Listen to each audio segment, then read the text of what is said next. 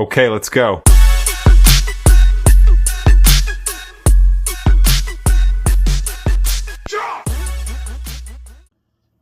Bonjour, bonsoir, bienvenue. Dans cette nouvelle vidéo, nous allons essayer de démontrer le théorème qui s'affiche devant vous. C'est le théorème de point carré, ou bien la formule de point carré au niveau du calcul des cardinalités. Donc, essayez de comprendre cette formule et ici on va essayer de démontrer cette formule. Bien évidemment, tout d'abord, je vous demande de vous abonner, d'activer la cloche de notification pour obtenir le signal lors des nouvelles et des prochaines vidéos sorties. Et essayer de publier, de partager cette vidéo à la communauté universitaire africaine ou partout ailleurs. Ça peut aider, la personne là, ou cette personne qui ne maîtrise pas encore les outils mathématiques. Donc, ne sait jamais. Essayez de partager au maximum cette vidéo. Donc, on va essayer de démonter cette formule. Qu'est-ce qu'on dit? On va poser les bases. On va dire soit AI, je vais montrer le cas fini s'il vous plaît. AI, une famille d'ensemble. Je vais prendre le cas non vide s'il vous plaît. Non vide. B, cas vide, bien non vide, ça peut donner. Okay.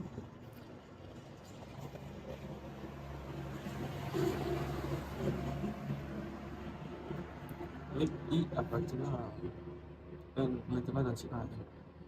Donc, on va montrer la formule ici, la formule qui se place là, donc je vais aller directement. On va définir quelque chose de très intéressant. Je vais définir la notion de fonction indicatrice. Bon, on va résumer grâce à la fonction indicatrice. Donc, si je définis, j'ai petite définition.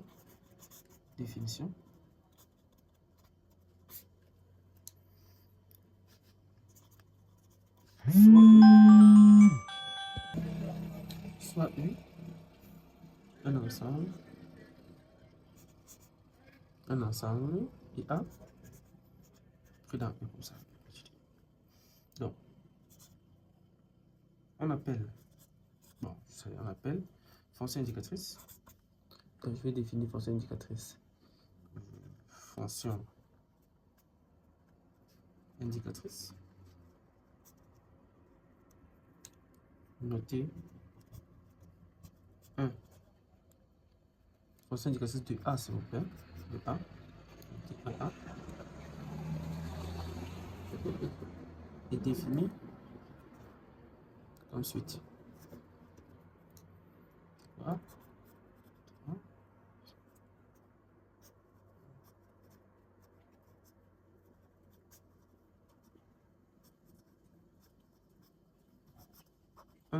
Si x est dans A et 0 sinon. Donc, à partir de cette définition-ci, nous voyons quelques petites propriétés. Nous prenons les propriétés qui vont nous servir, s'il vous plaît. Juste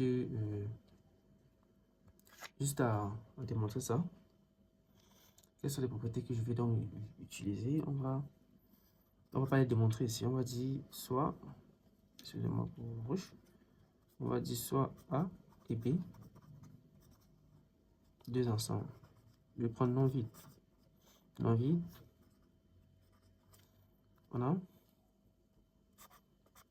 A inter B égale à 1 de A fois 1 de B. Donc, je ne vais pas démontrer ça, c'est juste quoi. Ça veut dire que nous sommes d'accord que si je prends x pris dans A inter B, alors x est dans A et x est dans B. Dans ce cas, qu'est-ce que j'ai? J'ai 1 de A inter B. Mais x est traduit, je vais ça comment, de manière quantifiable, donc dans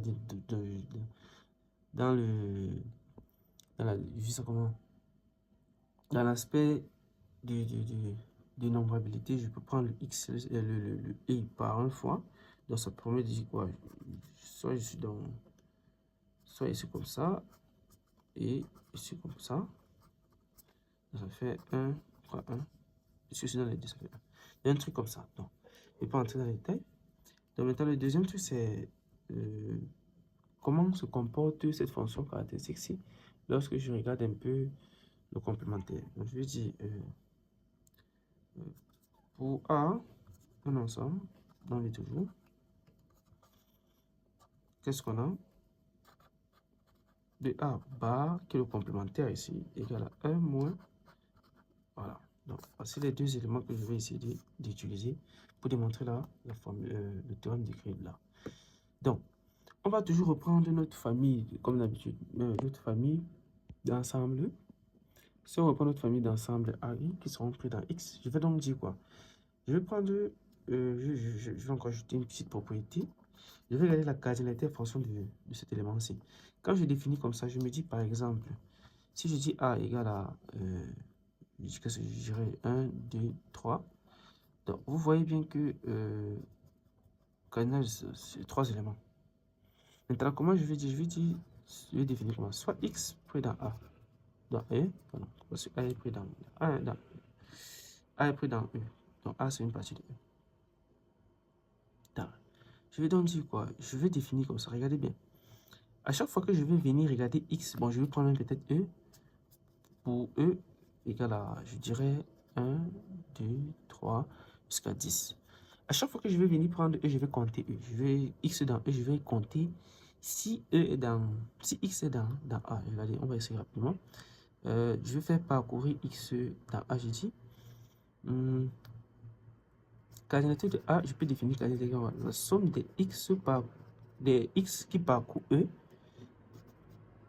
dont je vais regarder sa valeur par rapport à la fonction indicatrice. Donc, ça veut dire quoi? Ça veut dire que je vais appeler ça X1, point jusqu'à Xn. Je me rends compte que quoi? Je vais regarder, est-ce que X1 est dans A?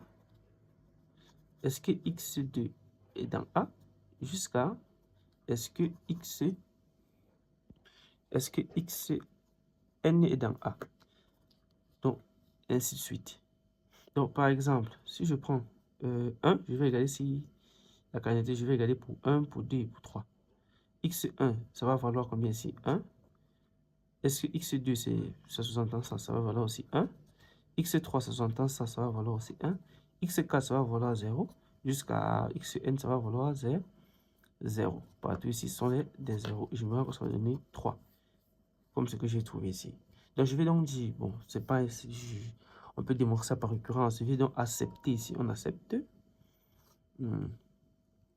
On prend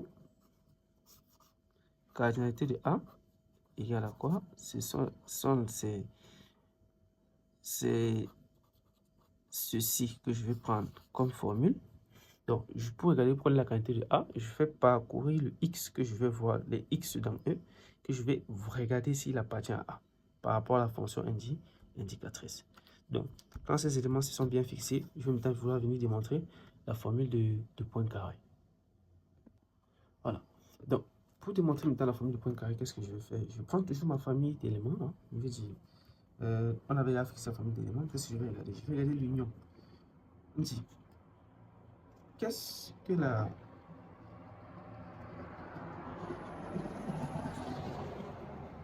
Qu'est-ce que ça? D'après ce qu'on vient de voir, c'est le fait de parcourir X dans un ensemble qui contient AI. Et je vérifie s'il appartient à l'union. Avec là. Et on a le 1 à 1 des AI. C'est regarder ça. Regardez ça, si j'appartiens à l'union. Mais d'après les formules, les propriétés que j'ai dû utiliser, il n'y a pas l'union. Je connais le produit, je connais le complémentaire. Je ne connais pas le produit, je ne connais pas l'union, mais je connais l'intersection, pardon. Je connais l'intersection, je connais le complémentaire. Donc, qu'est-ce que je vais faire? Je vais transformer ça. Je vais dire, on sait que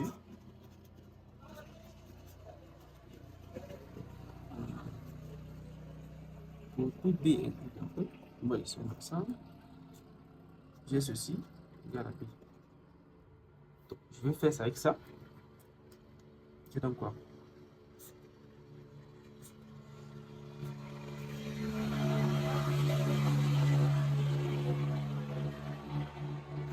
ceci donne quoi? On toujours B, on comprend. Donc ceci donne quoi? Donne naturellement. Ça donne toujours ça, bien évidemment, mais je vais écrire ça, je vais plutôt écrire.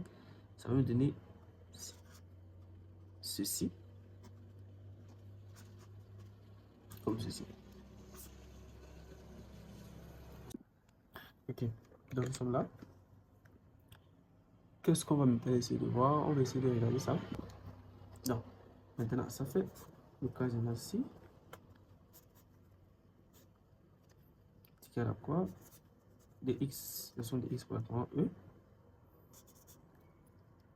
Tu...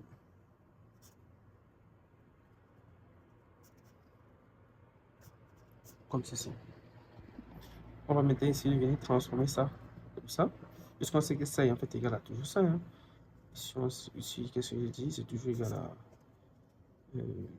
ça. Oui, c'est toujours égal à ça. Donc je vais venir remplacer là. Excusez-moi pour l'écriture un peu plus tard. Ça, c'est en fait ceci.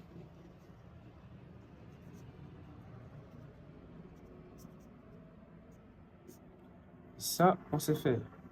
On sait le faire pourquoi? Parce que ici, on a le produit ci, si on a ça, l'intention de AB dans le produit ci. Et on a ceci. Le complémentaire dans ça. Donc, ceci sera égal à ça. On va donner quoi? Ça nous donne quoi? 1 moins le regard de quoi? De AI comme ça. Bon, je vais mettre x pour ne pas trop transporter x, on sait que c'est un x là. Ce regard, c'est un x quand x parcourt E. Et maintenant, ceci, d'après les propriétés qu'on a vues là, donc je remets encore au cas où vous ne. Je dirais, d'après ceci, je vois ça là, et je vois ça, l'intersection de AB, ça fait le produit. Donc, ça veut dire que si j'ai une intersection finie, les A, ça me fait le produit. Je fais le produit.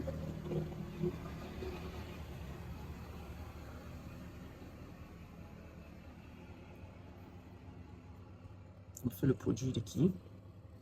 Des AI. En fait, des AI. Non, ici, j'ai oublié. Si j'ai oublié la part là, je ne trompe pas.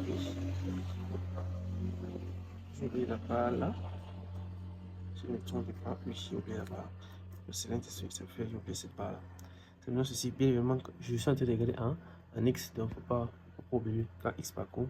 Tout ceci, quand x parcourt, quand x parcourt. Ceci va me donner quoi? Donc, je vais continuer ici. Ceci me donne quoi? Ceci va me donner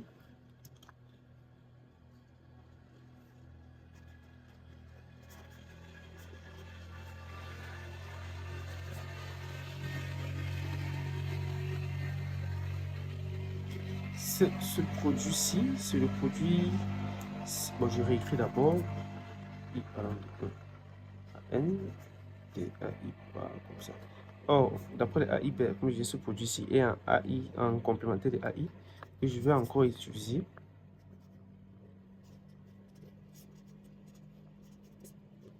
Comme ceci. Ceci encore, j'utilise encore un moins d'après la.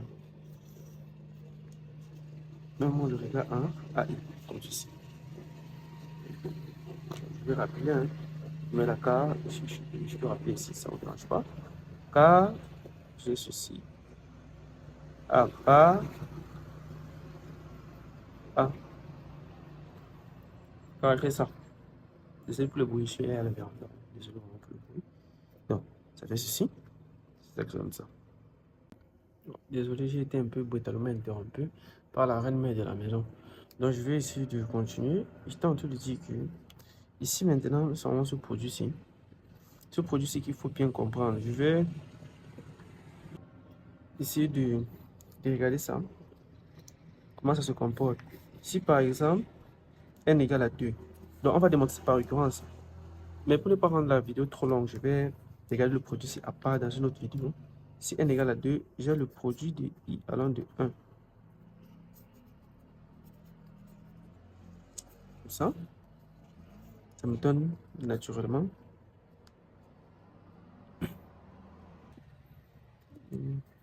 1 moins A1, comme ceci, 1 moins A2. Et quand je vais essayer de regarder ça, tout simplement, ça me donne A2, A1, plus, vous voyez, A1 croix A2. Je ne sais pas si vous voyez. Voilà. Donc, ça me donne ça. Qui, je vais aussi regarder quelque chose de très particulier. Ceci donne quoi? C'est 1.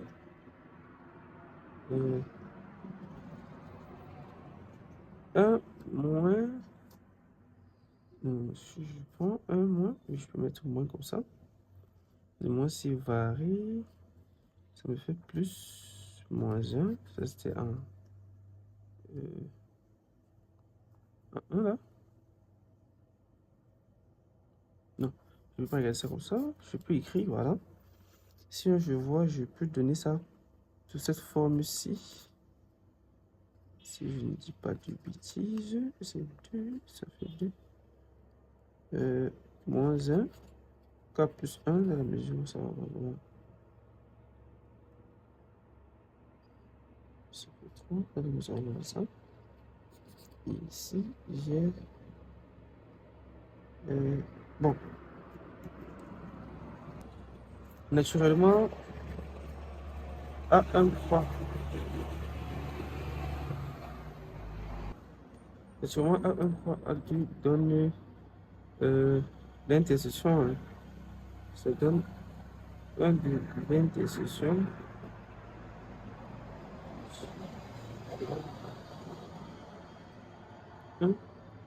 A2 et A dans cet là. Donc, ça va donner quoi? Ça. Je dois mettre ça et ça me donne 1. Ça me fait suivant. Ici, si je prends comme ceci, petit que. Pourquoi je vais prendre un petit que 2, je dirais l'intersection parce que quand je vais prendre. Excusez-moi, bon, quand je prends ça, oui, ça me donne l'intersection des K ici maintenant dans des A, 2, des A, I. Je peux mettre ici BJ là, A, I, J. Ah. Donc c'est écrit brouhaha comme ça, mais je vais vous démontrer dans une prochaine vidéo. Je vais démontrer que je peux écrire. On peut voir, à démontrer, je vais démontrer ça. On peut voir le produit 1 N 1 moins AI, comme ceci, égale à 1 moins cette somme-ci. Maintenant, ici, je vais faire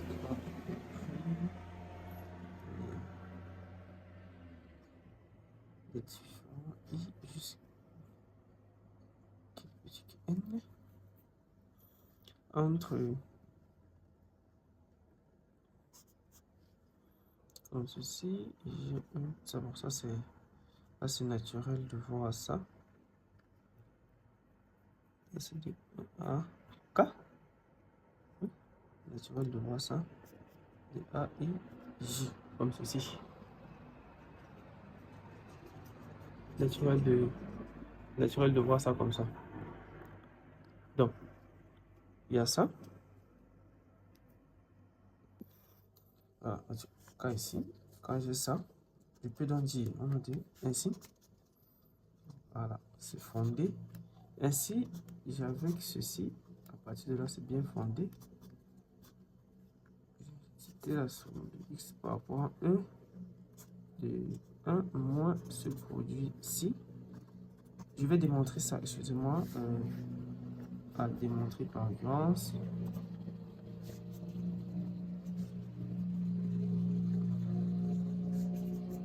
Cette formule-ci, en fait, c'est pas cette formule, c'est interprétation-ci. Je vais démontrer ça. Donc, la semaine prochaine, je n'ai pas envie que la vidéo soit très longue. Et ça, 1 moins AI, comme ceci. Voilà. Donc, il y a X à parcours. Ça me donne quoi? X allant de E. D'après ceci, ça va me donner moins de... Je vais mettre comme ça. Moins tout ceci. 1 moins ça. K allant de 1 à N de moins 1 puissance K plus 1. Maintenant, ici, je fais varier ça entre 1 à N et je mets ça. J maintenant de 1 à N, 1 à K, s'il vous plaît, puisque K ici sera pris comme la borne de IJ, comme ceci. Ok, je vais naturellement, n'oublions pas que X varie dans E, naturellement faire entrer le moins. Donc, quand je fais entrer le moins, ça et ça part, ils vont rester, le moins il va partir, il va rester K allant de 1 à N de moins 1 K plus 1, ceci, mais ça fait beaucoup de sons bizarres hein. Quand même, désolé. Et ça, l'intersection de J allant de 1 à K, de A, I, J. Je tiens à remarquer, c'est IJ en fait, ce n'est pas deux.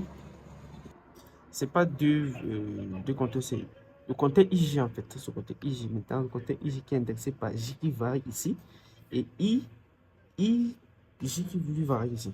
Voilà. Donc, ça ne dépend pas du cas. Je peux faire permuter ça. Donc, je vais écrire ça, je vais faire permuter en rouge pour que nous tous nous puissions voir comment ça fait pour permuter.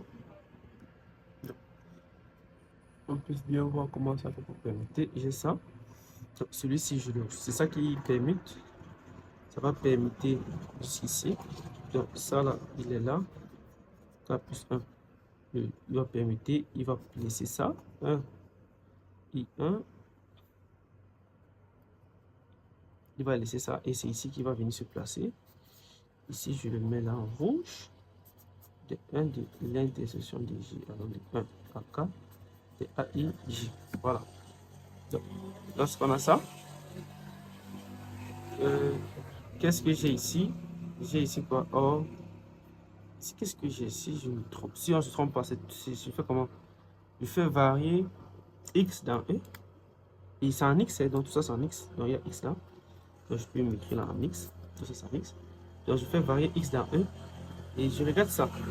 Oh, ça c'est quoi ici? C'est naturellement le cardinal. Or, ça. On avait dit que ça c'était quoi? Par exemple en B, en X, c'est le cardinal de B. On a dit ça. C'est ici qu'on a défini la définition de... Là, on avait dit ceci. On prendra ça comme ça. Donc, cardinal de A, c'est fait varier X en E et je regarde s'il appartient à A. Donc, c'est la même chose ici. Donc, ceci.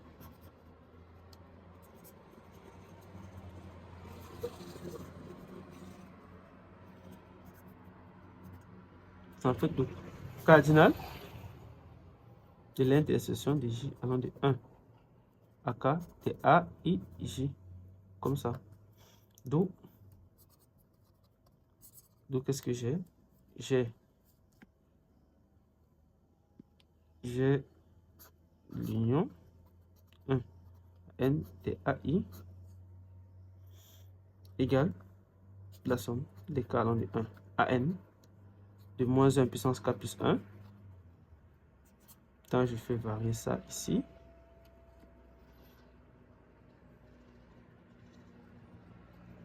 Et quoi? Ceci se transforme en ça. Allant de 1 à N de AK ici, s'il vous plaît. Et AI, J. Voilà. Et voilà ça. Qui est la formule de point carré. Bon, c'est que je vais laisser en suspens, c'est ça la démonstration. C'est parce que les prochaine vidéo, je vais demander ça par récurrence. Je demande par récurrence. Il faut faire très attention au niveau d'ici. C'est ça le véritable problème. Mais après, tout sort aisément. Cette formule-ci est très utile. On va essayer de regarder les prochaines vidéos. On va regarder le dérangement. On va regarder les formules d'injection d'un ensemble A, d'un ensemble B, la formule même en fait, on va regarder beaucoup de choses dans la prochaine vidéo. Donc, je vous demande aussi de faire simplement quelque chose que vous êtes gratuit, de vous abonner, activer la cloche de notification et bien évidemment, être interactif. Il y a mon lien, le lien de mon compte Gmail. C'est le deuxième lien en description. Aussi, le premier lien en description, c'est bon, non, c'est mon premier lien en description, parce que je vais faire dans une autre prochaine vidéo. Une prochaine vidéo que je vais mettre en ligne, je vais mettre en description. Donc, c'est le premier. Le seul lien en description sera le lien de mon compte Gmail. Soyez interactif. Envoyez-moi des idées, des idées de démonstration. Et là où je fais des erreurs, il faut bien en parler. C'est ça, c'est ça faire, je dirais, de travail en groupe. C'est pas comme si j'ai le monopole du savoir. Merci bien et à la prochaine.